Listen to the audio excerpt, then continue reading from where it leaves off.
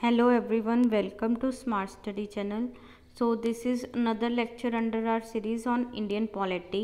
हमारी जो Indian polity की सीरीज़ है उसमें ये नेक्स्ट लेक्चर है जिसमें हम करंटली कॉन्स्टिट्यूशनल फ्रेमवर्क को डिस्कस कर रहे हैं एंड हम हमारे कॉन्स्टिट्यूशन का हिस्टोरिकल बैकग्राउंड देख रहे हैं राइट। हमने देखा कैसे हमारे कॉन्स्टिट्यूशन की एवोल्यूशन स्टार्ट हुई अंडर ईस्ट इंडिया कंपनी। हमने देखा डिफरेंट जो एक्ट्स पास हुए थे, for example regulating act 1773 right. फिर चार्टर एक्ट्स हमने देखे। तो ये था कि बेसिकली इंडियन जो ईस्ट इंडिया कंपनी का कंट्रोल है इंडियन टेरिटरीज पे, ठीक है, वो 1757 बैटल ऑफ प्लासी के बाद स्टार्ट होता है और फॉर अराउंड 100 ईयर्स राइट 1857 तक जो है ईस्ट इंडिया कंपनी का रूल रहता है राइट। फिर उसके बाद जो है ब्रिटिश पार्लियामेंट डायरेक्टली हमें रूल करता है, क्राउन के अंडर हम डायरेक्टली आ जाते हैं राइट। तो वो हम अभी आज देखेंगे क्राउन एक्ट्स को, कैसे जो है ईस्ट इंडिया कंपनी का रूल जो है ट्रांसफ़र हुआ ब्रिटिशर्स को। हमने इसका पहले डिस्कस करा है कि कैसे 1773 में रेगुलेटिंग एक्ट से, ठीक है, British parliament east India company के अफेयर्स को रेगुलेट करने लगा था। फर्स्ट टाइम उसने किया था 1773 से। फिर धीरे धीरे ईस्ट इंडिया कंपनी की पावर कम करते गए, क्योंकि वो भी हमने बैकग्राउंड डिस्कस किया था डिटेल में राइट। तो उसके बाद हमने देखा था 1813 में ईस्ट इंडिया कंपनी की जो पावर थी मोनोपली, ट्रेड मोनोपली की, वो भी ख़त्म की गई, सिर्फ टी और चाइना के ट्रेड में रखी गई थी और 1833 में वो भी कम्प्लीटली ख़त्म कर दी थी, ठीक है। तो अब उनको बोल दिया था कि भाई तुम सिर्फ एडमिनिस्ट्रेटिव बॉडी हो, ये सारा तुम ट्रेडिंग व्रेडिंग ख़त्म करो राइट, ठीक है। तो ऐसे ही हमने देखा था 1784 में जो पिट्स एक्ट था उसमें डुअल गवर्नमेंट बन गई थी। अब जो है सिर्फ कोर्ट ऑफ डायरेक्टर्स नहीं होते थे ईस्ट इंडिया कंपनी के इंडियन अफेयर्स को कंट्रोल करने के लिए, ठीक है, बोर्ड ऑफ कंट्रोल जो ब्रिटिश पार्लियामेंट को रिप्रेजेंट करता था वो भी अब पिक्चर में आ गया था, ठीक है। तो इस तरह से कंपनी की पावर कम की जा रही थी टाइम के साथ, ठीक है। उसके बाद आप देखेंगे क्या होता था, पहले 20 ईयर्स का टाइम दिया जाता था हर बार ईस्ट इंडिया कंपनी को कि हाँ 20 ईयर्स आप और इंडियन टेरिटरीज को देखिए, इंडियंस के अफेयर्स को देखिए, ठीक है। तभी हमारे जो चार्टर एक्ट्स हैं वो 20 ईयर्स के गैप में आए हैं। फॉर एग्जांपल 1773 में हमारा जो है रेगुलेटिंग एक्ट के बाद चार्टर एक्ट आता है 1793 में राइट। उसके बाद 1793 में के बाद 1813 में, 1833 एंड देन 1853, ठीक है। 20-20 साल दिए जा रहे थे, एक्सटेंड किए जा रही थी उनको कि हाँ तुम और जो है कंट्रोल कर लो इंडिया को।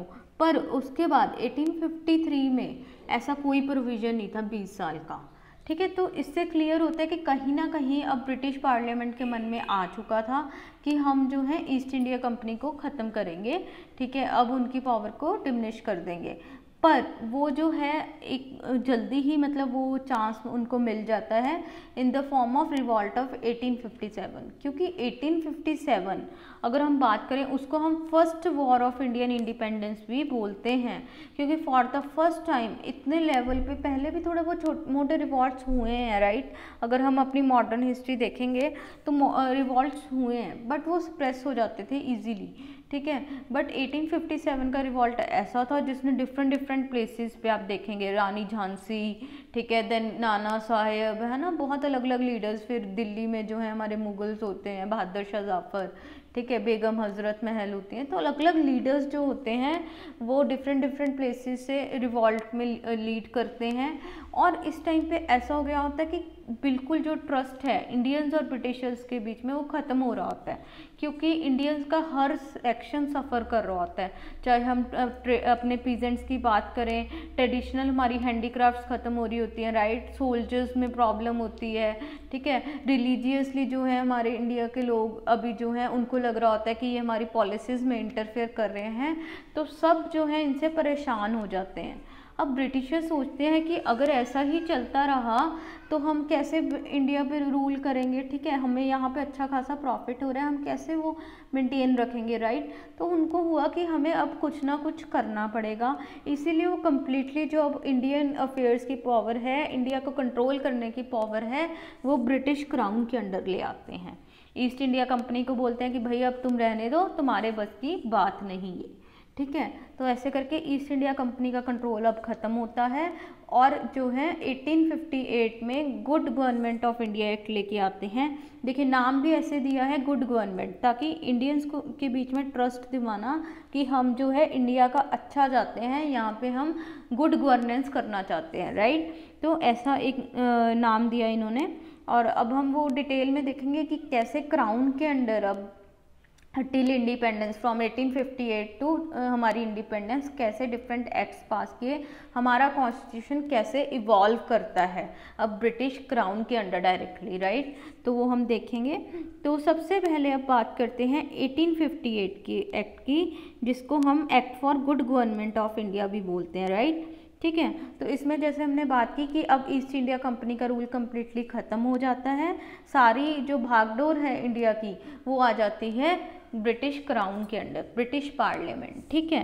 तो अब क्या होता है, सबसे पहले तो जो 1833 में हमने देखा था गवर्नर जनरल ऑफ इंडिया बना था, राइट, कि तुम सारे इंडिया के अफेयर्स यहाँ में इंडिया में बैठ के देखो, ठीक है। उसको टाइटल दे दिया गया, अभी उसकी डेजिग्नेशन चेंज कर दी टू वाइसरॉय, ठीक है। उसको वाइसरॉय का डेजिग्नेशन दिया गया। वाइसरॉय क्यों बोला गया, गवर्नर जनरल को बोला कि अब तुम्हें हम वाइसरॉय बुलाएंगे, इससे हम तुम्हें ब्रिटिश पार्लियामेंट का, ब्रिटिश क्राउन का रिप्रेजेंटेटिव बनाएंगे, ठीक है, ब्रिटिश क्राउन के रिप्रेजेंटेटिव होगे तुम, इसलिए उसको नाम दिया गया वाइसरॉय। ये फैंसी सा नाम ऐसे दे दिया कि अब तुम हम ब्रिटिश क्राउन के रिप्रेजेंट करोगे इंडिया में, ठीक है। और इसका जो मेंबर फर्स्ट जो वाइसरॉय बना वो था लॉर्ड कैनिंग, वो आपको याद रखना है, ये किसी भी एग्जाम में आपको पूछा जा सकता है। फर्स्ट वाइसरॉय कौन थे, लॉर्ड कैनिंग था।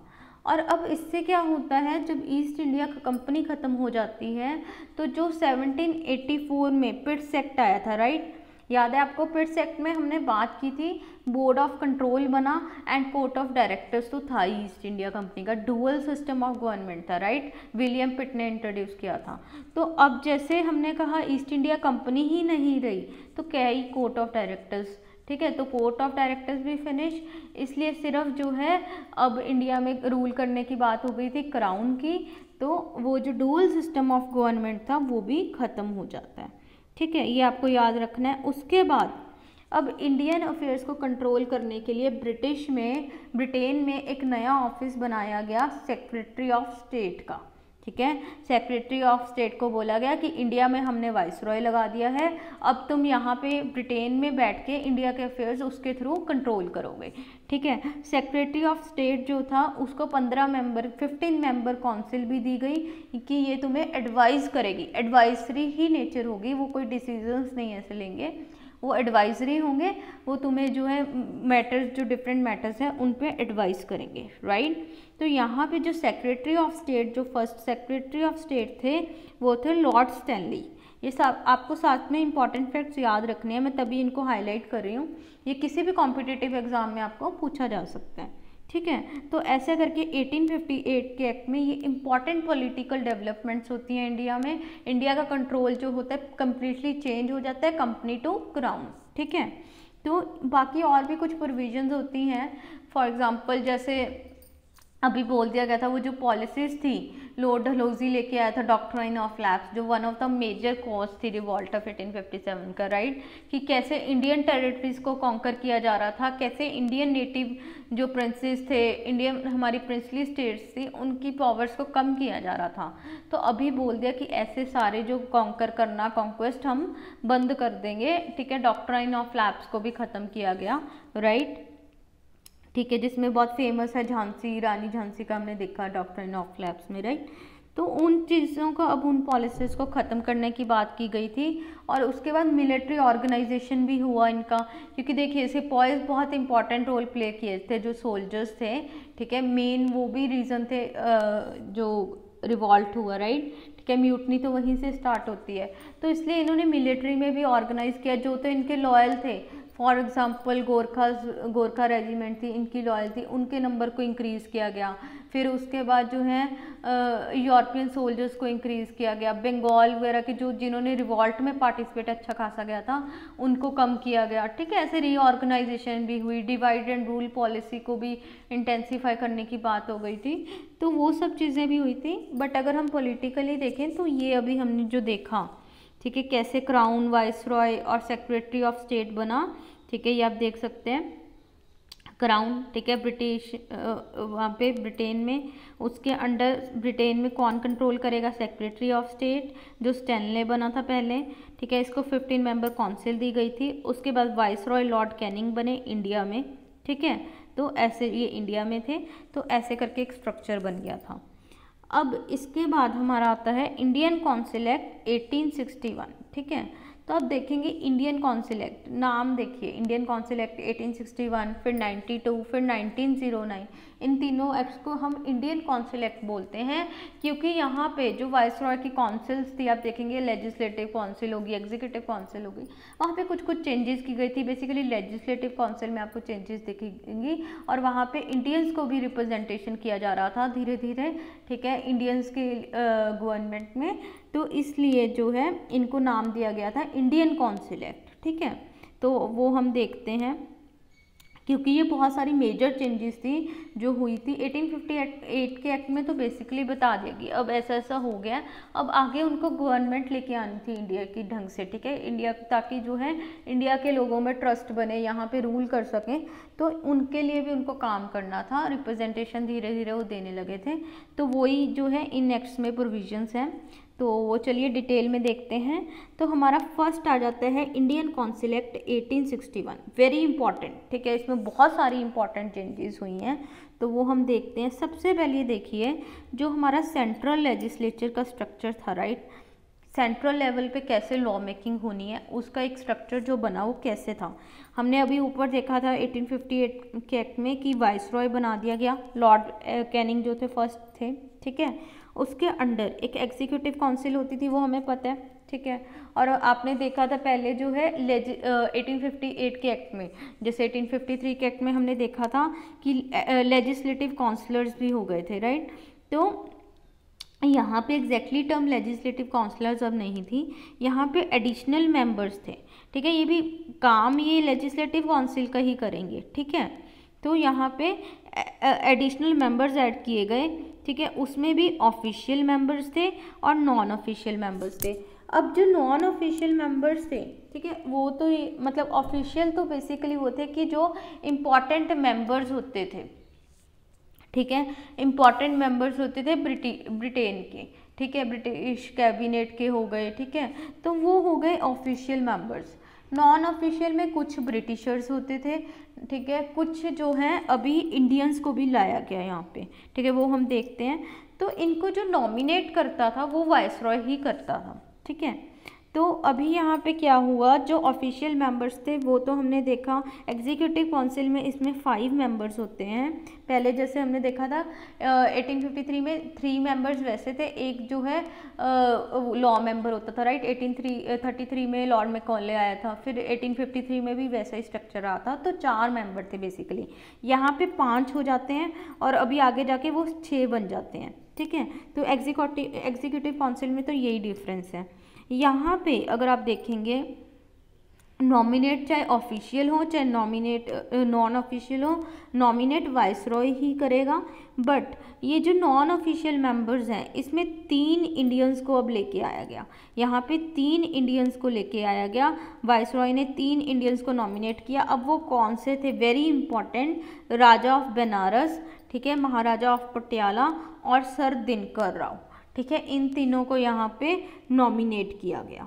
ठीक है, तो देखिए अब इंडियंस को जो है for the first time law making के साथ एसोसिएट किया गया था, वरना कभी भी इंडियंस को रोल नहीं आता था ईस्ट इंडिया कंपनी के अंडर, आप देखेंगे तो।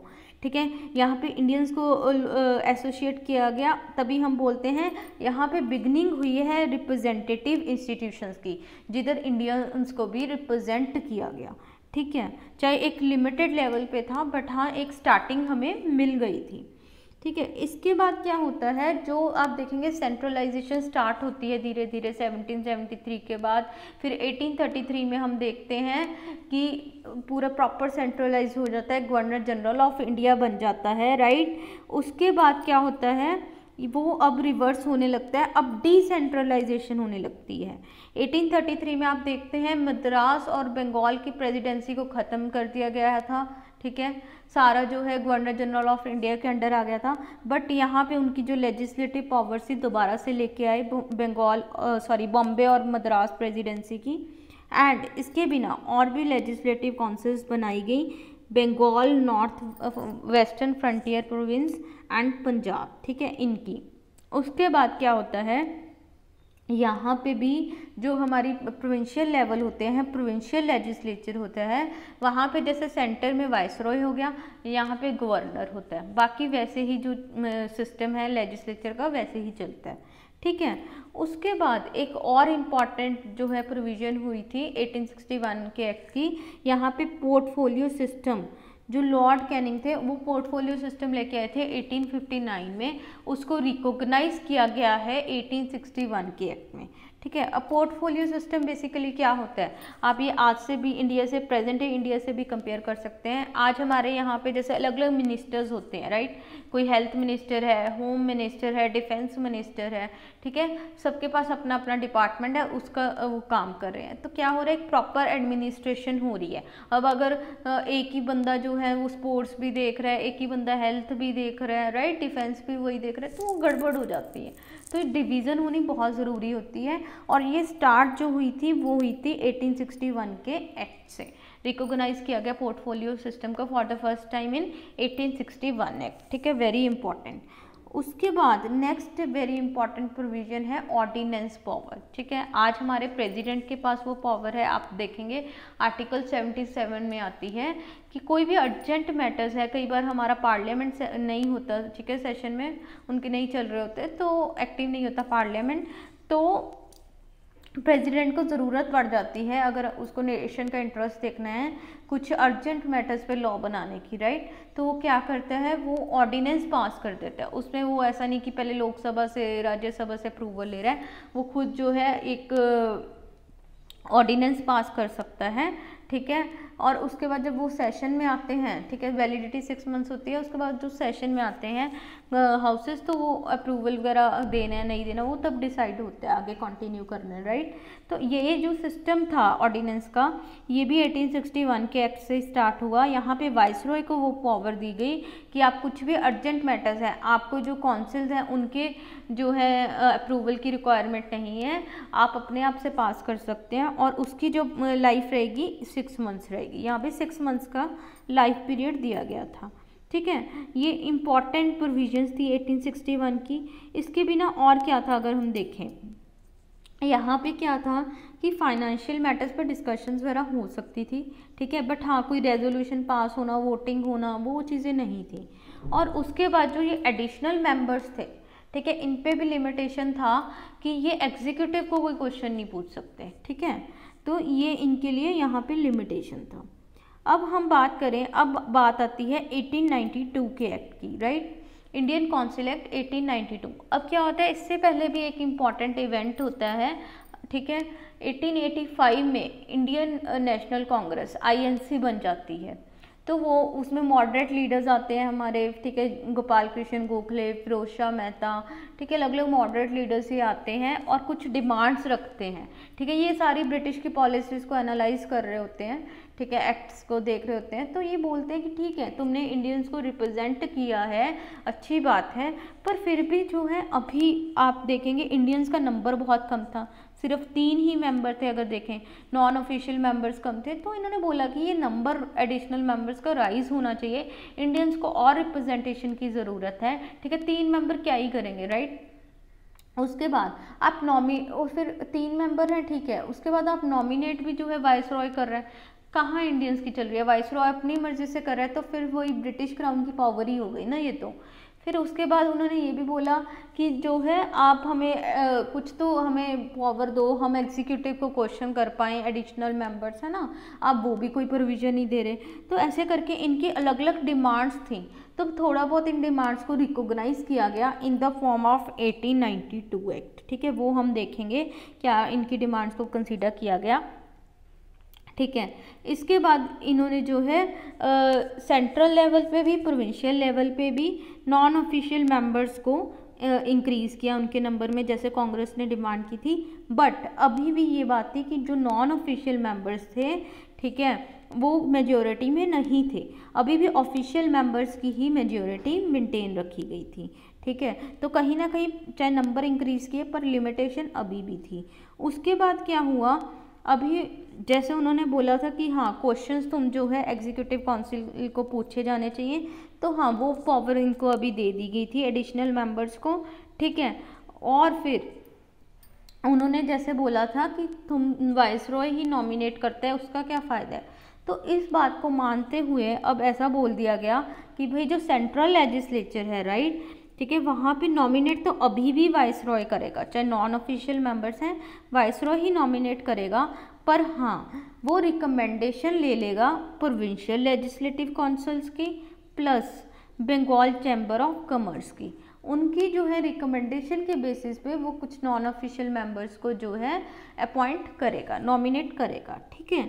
उसके बाद अगर हम प्रोविंशियल लेवल पे देखें तो वहाँ पे क्या होगा, वहाँ पे गवर्नर रिकमेंडेशन ले सकता है। इम्पॉर्टेंट जो भी इंस्टीट्यूशंस थे, फॉर एग्जांपल म्यूनसिपैलिटीज़ हो गई, ठीक है, यूनिवर्सिटीज़, ट्रेड चैम्बर्स हो गए, कोई ज़मींदार हो गए, उनकी रिकमेंडेशन वहाँ पे कंसीडर की जाएगी। तो ये पावर जो है थोड़ी सी इंक्रीज़ कर दी गई थी, ठीक है। बाकी वो अभी भी वही था कि डिस्कस कर सकते हैं बजट वगैरह को, जो फाइनेंशियल मैटर्स थे, पर वोटिंग राइट्स अभी भी इंडियंस को नहीं दिए गए थे। और एग्जीक्यूटिव काउंसिल के जैसे 5 से 6 मेंबर्स हो जाते हैं, राइट। तो ये इंडियन काउंसिल एक्ट 1892 का हुआ। थोड़ी बहुत पावर्स इंडियंस की इंक्रीज़ की गई थी, ज़्यादा नहीं था बट हाँ चलो थोड़ा बहुत, ठीक है। उसके बाद अब आता है इंडियन काउंसिल एक्ट 1909, ठीक है, इंडियन काउंसिल एक्ट 1909। इसका अगर हम बैकग्राउंड देखें, पहले बैकग्राउंड में क्या होता है आप देखेंगे 1906 में अब जो है मुस्लिम लीग बन जाती है, राइट। मुस्लिम लीग बनती है तो बहुत इंपॉर्टेंट है, मुस्लिम लीग अब डिमांड करती है सेपरेट इलेक्टोरेट की। सेपरेट इलेक्टोरेट अब बेसिकली क्या होता है, देखिए अगर सपोज एक प्लेस है, ए प्लेस है, ठीक है, कॉन्स्टिट्यूएंसी लगा लीजिए ए नाम की, ठीक है, वहाँ पे क्या है मुस्लिम्स मेजॉरिटी में है, राइट। तो वहाँ पे मुस्लिम मेंबर ही इलेक्ट होगा, ठीक है, और उसको जो उसकी इलेक्शन होगी, ठीक है, उसमें जो है मुस्लिम्स ही वोट करेंगे। तो ये बात है, ऐसा नहीं है कि वहाँ पे मुस्लिम को इलेक्ट करने के लिए मुस्लिम लीडर को कोई और कम्युनिटी का बंदा वोट कर सकता है। तो ये था सेपरेट इलेक्टोरेट। यहाँ पे इस जो सेपरेट इलेक्टोरेट की डिमांड थी 1906 में, मुस्लिम लीग बनने के बाद उनकी ये डिमांड आई, इसको 1909 में मान लिया जाता है। वेरी इंपॉर्टेंट, क्योंकि इसी से देखिए अभी क्या हो गया, कॉम्यूनल रिप्रेजेंटेशन की स्टार्टिंग हो गई थी, रिलीजन के बेसिस पे रिप्रेजेंटेशन की स्टार्ट हो गई थी। वो जो धीरे धीरे बढ़ता गया, डिफरेंसेस बढ़ते गए, हिंदू मुस्लिम कॉन्फ्लिक्ट्स होते गए, और ये बात हमारी पार्टीशन तक पहुंची, जो पाकिस्तान और इंडिया में डिवीज़न हुई, ठीक है। तो स्टार्टिंग वो रिप्रेजेंटेशन की कहाँ से होती है, वो 1909 से होती है, ठीक है। 1909 को मॉर्ले मिंटो रिफॉर्म्स भी कहा जाता है। मॉर्ले कौन था, secretary of state, Minto viceroy. और इसीलिए जो मिंटो है, मिंटो को, लॉर्ड मिंटो को फादर ऑफ कॉम्यूनल इलेक्टोरेट भी बोला गया। वेरी इंपॉर्टेंट, ये फादर ऑफ कॉम्यूनल इलेक्टोरेट किसको बोले, लॉर्ड मिंटो को, क्योंकि ये फालतू सी जो डिमांड थी सेपरेट इलेक्टोरेट्स की मुस्लिम्स की, वो यहाँ पे मान ली गई थी। क्योंकि कहीं ना कहीं देखिए आप, वो हमने देखा था कि 1858 के बाद इनका डिवाइड एंड रूल वाली पॉलिसी भी इंटेंसीफाई हो रही थी, तो एक ये स्टेप था वहाँ का, ठीक है। तो 1909 की एक ये इम्पॉर्टेंट प्रोविज़न थी। उसके बाद और क्या किया गया 1909 के एक्ट में, अगर हम देखें तो जो सेंट्रल लेजिस्लेटिव काउंसिल था, वहाँ पे उसका जो साइज था एडिशनल मेंबर्स का, ठीक है, पहले बोलते थे 10 to 16 हो सकते हैं, अब 16 to 60, ठीक है, 60 मेंबर्स तक लिमिट जो है इंक्रीज़ कर दी गई थी, ठीक है। ऐसे ही प्रोविंशियल लेजिस्लेटिव काउंसिल का भी जो है साइज़ इंक्रीज़ हो गया था। और यहाँ पे एक बड़ी बात क्या की थी, अब प्रोविंशियल लेजिस्लेटिव काउंसिल जो था वहाँ पे नॉन ऑफिशियल को मेजॉरिटी दे दी गई थी। पहले हम 1892 में देखते हैं कि चाहे मेंबर्स इंक्रीज़ हो गए थे, पर जो मेजॉरिटी, चाहे सेंट्रल लेवल है चाहे प्रोविंशियल लेवल है, मेजॉरिटी अभी भी जो है ऑफिशियल मेंबर्स की होती थी। पर 1909 के एक्ट में प्रोविंशियल लेवल पे नॉन ऑफिशियल को मेजॉरिटी दी गई थी। तो ये भी एक इम्पॉर्टेंट बात है। और उसके बाद अब क्या हुआ था, फॉर द फर्स्ट टाइम जो हमारे एग्जीक्यूटिव काउंसिल है वहाँ पे इंडियंस को इंक्लूड किया गया। अब क्या होता है, जब मुस्लिम लीग बनती है, एक तो वो सेपरेट इलेक्टोरेट की डिमांड रखती है, राइट, वो मान ली जाती है। दूसरी बात वो ये बोलते हैं कि जो एग्जीक्यूटिव काउंसिल है उसमें तुम 2 बंदे जो है इंडियंस लेके आ जाओ, और वो दो में से जो है एक जो है वो मुस्लिम होना चाहिए, ठीक है, ऐसी वो डिमांड रखते हैं। पर इस डिमांड को प्रॉपरली नहीं माना ब्रिटिशर्स ने, वो मेंबर लेके आए एग्जीक्यूटिव काउंसिल में इंडियन, बट वो एक ही मेंबर लेके आए थे, और वो भी ऐसा कुछ नहीं था कि वो मुस्लिम लेके आए थे, ठीक है। वो किसको उन्होंने जो फर्स्ट बनाया था इंडियन के साथ, वो यहाँ पे बने थे सत्येंद्र प्रसाद, वेरी इंपॉर्टेंट, ठीक है, ये भी आपको पूछ लिया जा सकता है कि कौन फर्स्ट मेंबर थे जो एग्जीक्यूटिव काउंसिल का पार्ट बने थे, किस सेक्ट में बने थे 1909 में, और सत्येंद्र प्रसाद सिन्हा ये बने थे, और इनको एज अ लॉ मेंबर इन्होंने ज्वाइन किया था वाइसरॉय की एग्जीक्यूटिव काउंसिल में। अब ये जो है एक इंडियन भी यहाँ पे हो गया था, 5 जो हैं वो ब्रिटिशर्स थे, एक इंडियन आ गया था 1909 के एक्ट में। तो ये ऐसा करके हमारा जो है 1909 का एक्ट रहा। और यहाँ पे फाइनेंशियल मैटर्स के अकॉर्डिंग भी एक इम्पॉर्टेंट वो दी गई थी कि यहाँ पे रेजोल्यूशंस भी अब पास कर सकते हैं आप, पहले वो वोटिंग राइट्स नहीं थे, राइट, अभी यहाँ पे वो भी पावर इंक्रीज़ की गई। तो धीरे धीरे इंडियंस की अब पावर कहीं ना कहीं इंक्रीज़ हो रही थी, ठीक है। तो उसके बाद अब उनको बोला गया कि तुम सप्लीमेंट्री क्वेश्चंस, क्रॉस क्वेश्चनिंग भी कर सकते हो, लेजिस्लेटिव काउंसिल को बोला गया, ठीक है। तो ऐसे करके ये 1909 का एक्ट रहा। हमने जो तीनों इंडियन काउंसिल एक्ट्स थे वो डिस्कस कर लिए। अब हम नेक्स्ट लेक्चर में कंटिन्यू करेंगे, 1919 का एक्ट देखेंगे, उसमें क्या इंपॉर्टेंट प्रोविजंस थी, वेरी इंपॉर्टेंट, उसमें डायआर्की का इंस्टीट्यूशन जो है वो इंट्रोड्यूस होता है, वो भी हम देखेंगे, ठीक है, कैसे बाइकैमरलिज्म होता है, राइट, वो सारी चीज़ें हम देखेंगे। उसके बाद हमारे 1935 का एक्ट है, ठीक है, जो हमारे कॉन्स्टिट्यूशन का आज प्रेजेंट डे कॉन्स्टिट्यूशन का हमारा बेस है, ठीक है, तो वो हम देखेंगे। फिर हमारा 1947 का एक्ट जिससे हमें आज़ादी मिली है, ठीक है, वो सब हम एक्ट्स देखेंगे डिटेल में in the next lecture. And हम वहाँ पे इंपॉर्टेंट क्वेश्चंस भी डिस्कस करेंगे, क्योंकि हमारे ये सारे एक्ट्स कंप्लीट हो जाएंगे। उसके बाद हम इंपॉर्टेंट क्वेश्चंस जो आपके एग्ज़ाम व्यू पॉइंट से वेरी इंपॉर्टेंट क्वेश्चंस होंगे उनको डिटेल में डिस्कस करेंगे। तो चलिए, till then bye bye, be safe and thank you.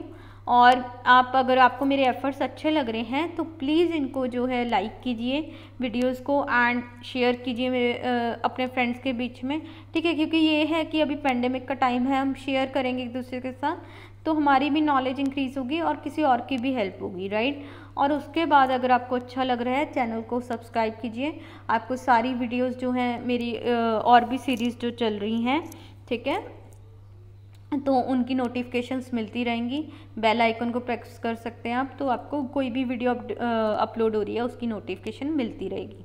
इसके बिना हमारा जो है टेलीग्राम ग्रुप और व्हाट्सएप ग्रुप भी है, ठीक है, मैंने लिंक डिस्क्रिप्शन बॉक्स में मैं शेयर कर दूंगी।